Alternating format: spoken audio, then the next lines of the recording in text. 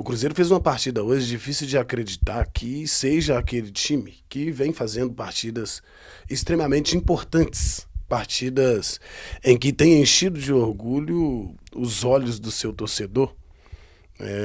Nos últimos jogos, em especial, os que são praticados sob o seu domínio. O Cruzeiro perdeu um jogo para o Flamengo que eu julgo normal. Eu julgo normal perder uma partida para uma equipe como o Flamengo, que todo mundo sabe que é hoje talvez o maior elenco, o melhor elenco da América, né? Com jogadores extremamente capacitados. Então, independente se tá com o time A, com o time B ou com o time C, o Flamengo tem totais condições de vencer qualquer time do futebol brasileiro hoje.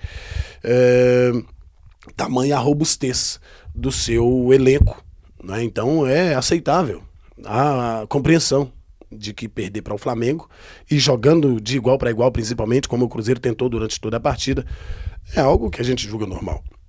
Mas quando o Cruzeiro perde uma partida para a equipe do Criciúma e sem conseguir levar perigo ao gol do adversário, isso cria alguns questionamentos. E óbvio, na partida contra o Flamengo levantou-se alguns questionamentos um pouco mais ásperos em relação à permanência, à continuidade, manutenção de trabalho do técnico Fernando Seabra. O que eu achei um tanto espalhafatoso, para falar a verdade, e não usar um termo que possa denegrir alguém. Mas hoje, o Fernando Seabra, ele é sim responsável por todas as críticas que estão sendo produzidas contra ele. Porque ele simplesmente fez a pior apresentação, o pior jogo do Fernando Seabra à frente do Cruzeiro foi na partida de hoje contra a equipe do Curitiba. Simplesmente inaceitável o jogo que o Cruzeiro fez.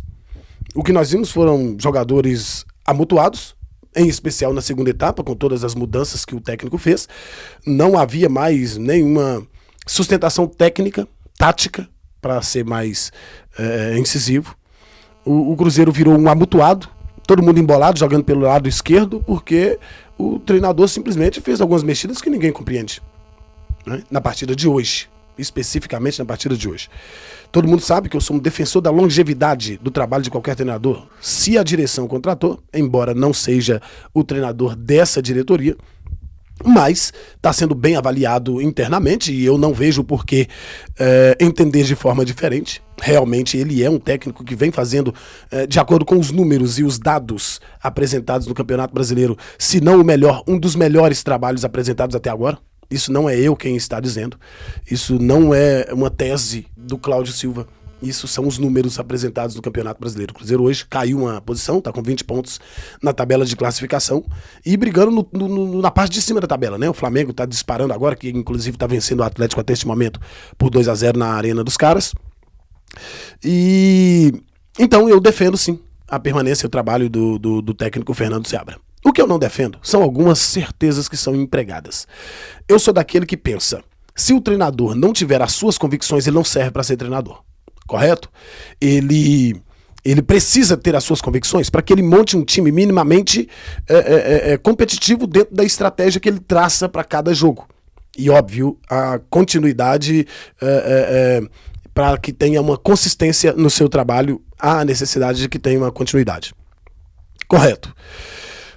Mas tem algumas certezas, tem algumas verdades que os treinadores criam e que eles costumam entregar o seu trabalho por causa dessas certezas. Eu já disse e repito, o técnico que não tem certeza do seu trabalho, o técnico que não acredita naquilo que ele treina durante a semana, ele não serve para ser técnico. Se fosse para os torcedores escalarem os times, é só criar um grupo de WhatsApp e ali os torcedores vão escolher os jogadores que na avaliação dele tem que jogar. Correto? Mas as convicções, às vezes nós precisamos abrir mão delas pelo bem comum. Correto? O bem comum, neste momento, reza pela saída imediata do Lucas Silva, que é o capitão do time, e do Ramiro. Esses dois jogadores não produzem absolutamente nada. Quem me acompanha aqui há mais tempo sabe que eu sou um fã do trabalho apresentado pelo Ramiro. Mas o Ramiro não joga nada desde quando voltou de lesão. Ele fez um jogo bom. O Lucas Silva não joga nada desde o início da temporada. Porém, o Cruzeiro conquistou esses 20 pontos com esses jogadores atuando. Essa é a convicção do treinador, pelo menos na minha avaliação. Porém, nos últimos tempos, nos últimos jogos, vem ficando mais nítido de que esses dois atletas não possuem condições, não ajudam capacidades de se manterem, de permanecerem jogando na equipe. Se o Fernando Seabra continuar insistindo com esses dois jogadores, ele simplesmente vai criar um mecanismo que vai trabalhar totalmente contra ele. O torcedor do Cruzeiro está começando a ficar enjoado, está começando a ficar chateado, começando a ficar chato e, consequentemente, sobra para o treinador. Isso não é novidade para ninguém. Sobra para o treinador e o treinador precisa dar uma resposta imediata. A resposta que todo mundo quer é que o Lucas Silva, o Ramiro, esses dois jogadores saem do time. Que o Palácios não tenha oportunidades. O Palácio não soma. O Arthur Gomes é um atacante que vem ajudando bastante, mas no jogo de hoje em especial, mas eu não vou falar do jogo de hoje, né? Da partida, não vou julgá-lo pela partida de hoje. Mas esses dois atletas, que os nomes foram citados aqui, e uma certeza que o Seabra tem, que também me deixa preocupado. Pegar um jogador que tem 50 anos que não joga e colocar ele para jogar. Isso não dá, não pode fazer dessa forma. Acaba colocando o torcedor contra. E todo mundo sabe que o Pedro Lourenço, dono do Cruzeiro, ele é um cara emotivo, emocionado. Ele toma decisões em cima das suas loucuras emocionais. Então é extremamente importante que o Fernando Seabra tenha esse entendimento. No banco de reserva tem o Barreal, que tá voltando. Tem o Japa, que é muito mais jogador do que qualquer um dos dois. Tem o Vitinho, que é um polivalente, que pode fazer qualquer uma das 3 ou 4 funções dentro de campo. Não dá, o que não dá é para manter o Lucas Silva e o Ramiro. Eles comprometem toda a equipe, toda a estrutura do time, eles comprometem. No jogo de hoje, o Kaique também não foi bem. Na verdade, hoje, ninguém fez nada. Muito em função das escolhas, principalmente das substituições promovidas pelo técnico do Cruzeiro, Fernando Seabra. É um excelente treinador, com ótimas ideias, ainda imaturo, vai tomar muita pancada, isso que aconteceu hoje vai acontecer mais vezes, mas que ele precisa corrigir essa rota. Há necessidade de uma correção de rota imediata no Cruzeiro, porque senão vai sobrar para o treinador.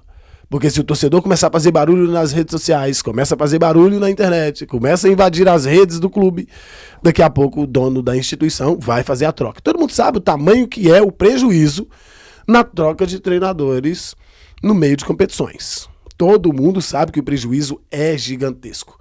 Mas para que isso não aconteça, é absolutamente necessário que o Fernando Seabra comece a rever alguns dos seus conceitos, algumas das suas certezas. Não dá para morrer abraçado com jogadores que não entregam.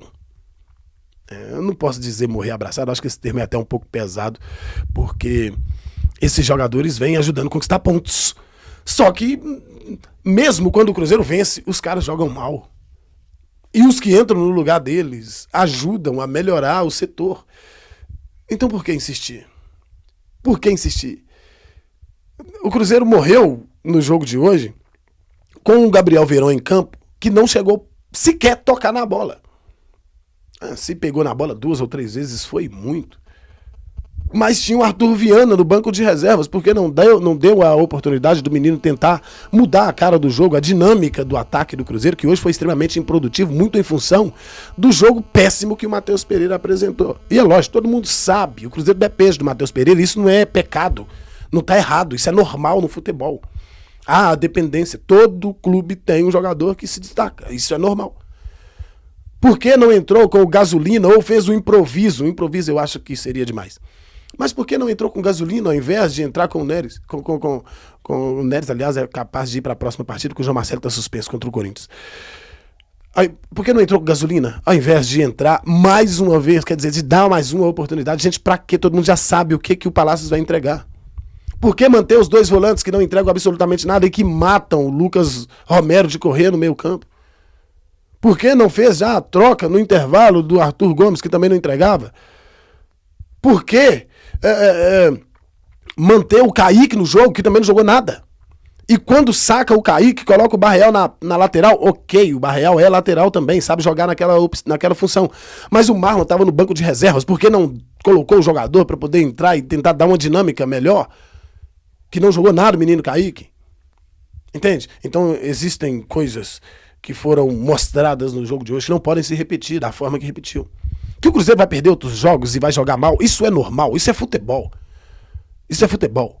Não pode perder pontos para essas equipes que não vão brigar por nada no Campeonato Brasileiro. Isso se o Cruzeiro quiser brigar por algo.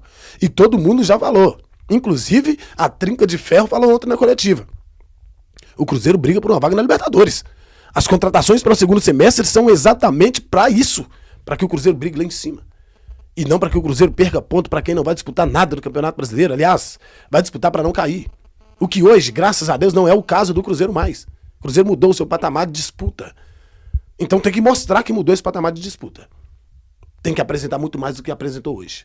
Fernando Seabra, infelizmente, hoje fez a sua pior apresentação à frente do Cruzeiro. Não vou julgar as escolhas iniciais, com a exceção do Palácios. Porque as escolhas iniciais, quem tem o único que tem o direito de fazê-las é o treinador que acompanha o dia a dia dos atletas. Agora, as substituições precisam ter uma leitura melhor. Uma leitura melhor. Por que o Matheus Vital, que se Deus quiser não vai ficar no Cruzeiro, passa na frente do Japa, enquanto o Japa tá no banco de reserva, o Matheus Vital entra para poder ajudar a dar uma dinâmica maior no meio campo? Tá de brincadeira comigo, Fernando Seabra. O único camarada que hoje, na minha visão, não se substitui, porque uma hora ou outra ele pode encontrar alguma coisa, é Matheus Pereira. O resto tem que fazer as mexidas necessárias e tem que fazer uma leitura legal. Não adianta também fazer um amutuado. O Cruzeiro fez um amutuado do lado esquerdo ali, lado direito não tinha ninguém, a galera colocou uma barreira lá do Criciúma e acabou, não vai passar, não vai chutar no gol. Aí fica com a bola o tempo inteiro, toca para um lado, toca para o outro, volta na zaga, vai no goleiro, toca para um lado, toca para o outro, passa no meio, tenta uma jogada de efeito, perde a bola, tenta chutar de longa distância, chuta para cima. Isso não vai funcionar. E outra coisa que é extremamente importante da gente falar. O time do Cruzeiro não ganha uma bola aérea. Quando o cruzamento é contra o Cruzeiro é um desespero. Quando o cruzamento é a favor do Cruzeiro, a zaga tira com a maior tranquilidade do mundo. Fernando Seabra precisa trabalhar isso também urgentemente. É bem verdade que os jogadores do Cruzeiro são anões, são bem pequenininhos. Mas cria-se estratégias, cria jogadas ensaiadas. Tem que haver subterfúgios de saída para que possa continuar fazendo um bom trabalho. Não pode perder jogo para times que não vão disputar nada no Campeonato Brasileiro. Isso não. Definitivamente. Um abraço.